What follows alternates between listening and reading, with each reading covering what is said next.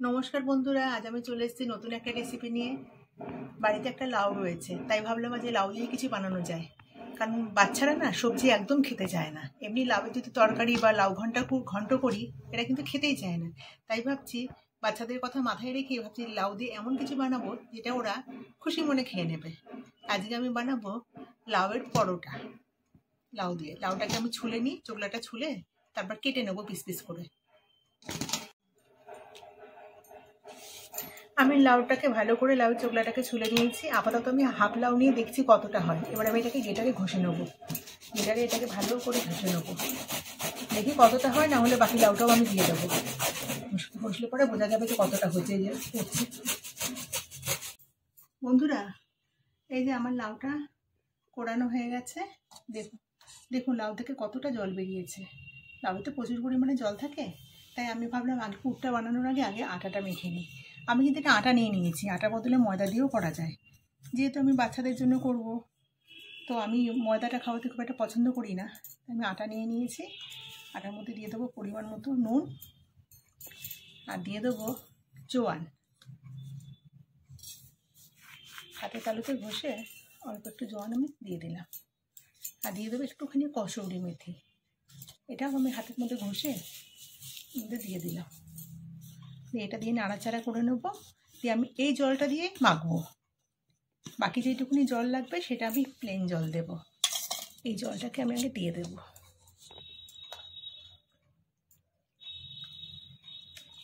চিপে এই জলটা পুরো দিয়ে দিলাম। নর্মাল যেমন আমরা পরোটার আটা মাখি সেরকমই এটা মাখা হবে। জলটা দিয়ে দিলাম। এবার আমি প্লেন জল দিয়ে আমি আটাটাকে মেখে নেব। বন্ধুরা, আটাটা আমার মাখা হয়ে গেছে। এই যে রুটি পরোটা যেরকম আটা মাখা হয় সেরকম মেখে নিয়েছি। এবার একটুখানি সাদা তেল মাখিয়ে আমি এটাকে 10 মিনিটের রেস্টে রেখে দেবো। ঢেকে রেখে দেবো 10 মিনিটের রেস্টে। একটু সাদা তেল মাখিয়ে নিলাম। এর মধ্যে কিন্তু আমি ময়ন টয়ন কিচ্ছু দিইনি। এবার আমি 10 মিনিট এটা ঢেকে রেখে দেবো। আমি 1 চামচ বেসন নিয়ে নিয়েছি। বেসনটাকে আমি একটুখানি শুকনো কড়াইয়ের মধ্যে 1 মিনিট মতো একটু নেড়ে নেব। এটা আমার কাজে লাগবে এই পুরটা তৈরি করতে। আর এদিকে আমি কেটে নিয়েছি এই সামান্য একটুখানি আদা। আমি ঘষে নিয়েছি গেটারে। 2টো কাঁচা লঙ্কা দিয়েছি, আর একটু ধনেপাতা নিয়েছি। আর নিয়েছি জিরে, সামান্য একটুখানি জিরে, আর একটু ধনেকে না আমি একটু মিক্সিং জারে একটুখানি ভেঙে নিয়েছি, আধ ভাঙা। ওটা আমি ফোড়নে দেবো। এটা আমি একটুখানি ভেজে নিই, শুকনোভাবে একটুখানি নেড়ে নেবো। কড়াইতে আমি 1/2 চামচ মতো তেল নিয়ে নিয়েছি, একদম একটুখানি, দেখাই যাচ্ছে না তেল। এর মধ্যে আমি তেলটা গরম হয়ে এসছে, হালকা গরম হয়ে এসছে, ফোড়নটা দিয়ে দিলাম। ফোড়নটা একটু নেড়ে নিয়ে আমি এখানে আদা কুচি আর কাঁচা লঙ্কা কুচিটাকে দিয়ে দেবো। একটু বেটে দিলেও হয়, কিন্তু বেটে দিলে পরে না তেলটা একটু বেশি লাগবে। যেহেতু বাচ্চাদের জন্য করছি, একটু হেলদি খাবারই করবো আমি। 1 মিনিট একটু নেড়ে নেবো, বেশি আসতে হবে না। আদার একটা হালকা গন্ধ আসছে, খেতে ভালো লাগবে। সামান্য একটু হলুদ দিয়ে দিচ্ছি, একদম অল্প। হলুদটা দিয়েও একটুখানি নেড়ে নেবো হালকা করে। এবার আমি এটাকে দিয়ে দেবো। ঘষে নেওয়া লাউটাকে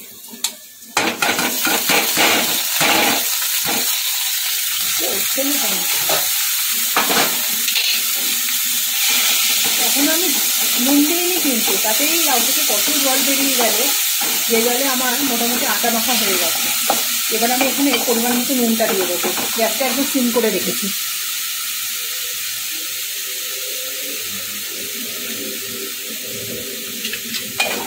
এবার আমি আস্তে আস্তে এটাকে টানাবো।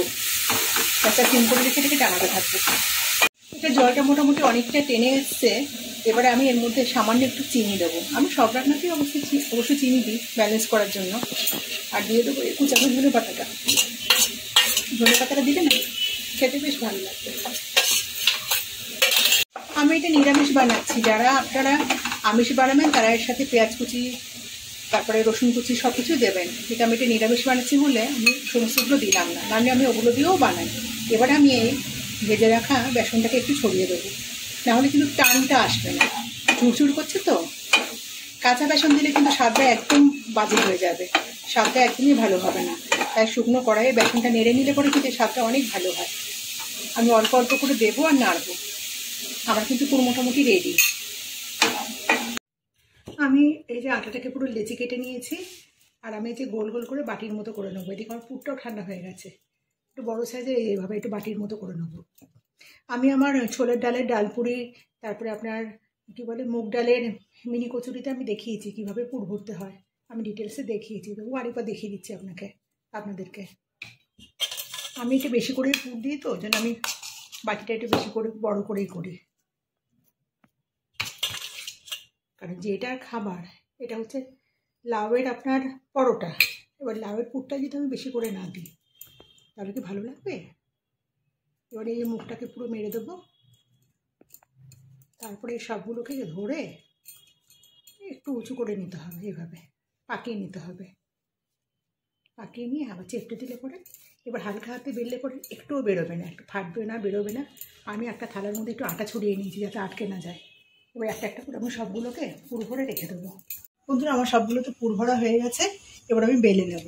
বেলে নেওয়ার জন্য জানেন তো, যদি চাকি আর বেলনে সামান্য একটুখানি তেল মাখিয়ে নেওয়া যায় না, তাহলে কিন্তু বেলতে খুব সুবিধা হয়। আমি কিন্তু এটা আটা দিয়ে বেলবো না, আটা দিয়ে বেললে কিন্তু আটা আটা হয়ে যাবে। আর ভাজার সময় মানে আমি যখন তেল দিয়ে একটুখানি ভাজবো তখন কিন্তু একটু পোড়া পোড়া মতো হয়ে যাবে, আটার গুঁড়ো। এটা হালকা হাতে এভাবে বেলে নিতে হবে। হালকা হাতে বেললে কিন্তু একটু পুরটুরও বেরোবে না, খুব ভালো হবে। আর আমি এটা না কড়াইয়ের মধ্যেই ভাজবো, কারণ আমার কড়াইটা না বাইরেই রয়েছে। এই যে কড়াই গরম করতে বসিয়ে দিয়েছি।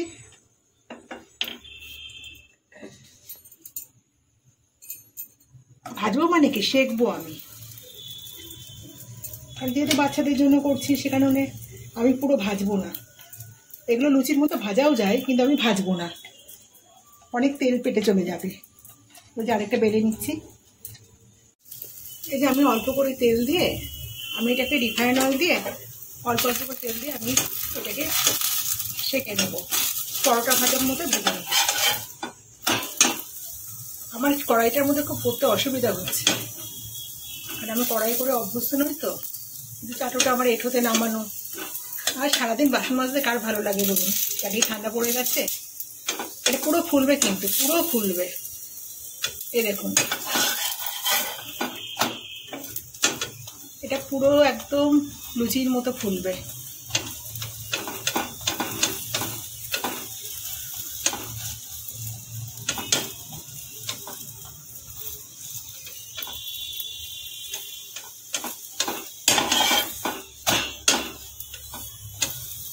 এই দেখুন পুরো ফুলেছে, এই যে পুরো লুচির মতো পুরো ফোলা। এই ভাজা ভাজা করে আমি সবগুলো করে নেব। বন্ধুরা, আমার লাউয়ের পরোটা রেডি। হেলদি অ্যান্ড টেস্টি লাউয়ের পরোটা একেবারে রেডি হয়ে গেছে। আমার বাড়ির বাচ্চারা আচারের সাথে খেতে খুব ভালোবাসে, আর ওরা একটু ঝাল খেতে পছন্দ করে, তাই ওরা লঙ্কার আচারের সাথে খাবে। এই দেখো বন্ধুরা, আমি যেভাবে পুর ভরি না, আমি তোমাদের একটা ছিঁড়ে দেখিয়ে দিচ্ছি। এইভাবে পুর ভরলে কিন্তু পুরো পরোটার মধ্যে পুরো পুর ভর্তি হয়ে যাবে। এটা খেতে কিন্তু খুব সুস্বাদু হয়। এটা তোমরা, যদি তোমাদের রেসিপিটা ভালো লাগে, অবশ্যই বাড়িতে একবার ট্রাই করে দেখবে। বাচ্চাদেরকে বানিয়ে দেবে। যে সমস্ত বাচ্চারা সবজি খেতে চায় না, তারা কিন্তু হাসি মুখে খেয়ে নেবে। আমার বাড়ির বাচ্চারা কিন্তু খেয়ে নেয়। আর রেসিপিটা ভালো লাগলে অবশ্যই একটা লাইক দিও, চ্যানেলটাকে সাবস্ক্রাইব করো।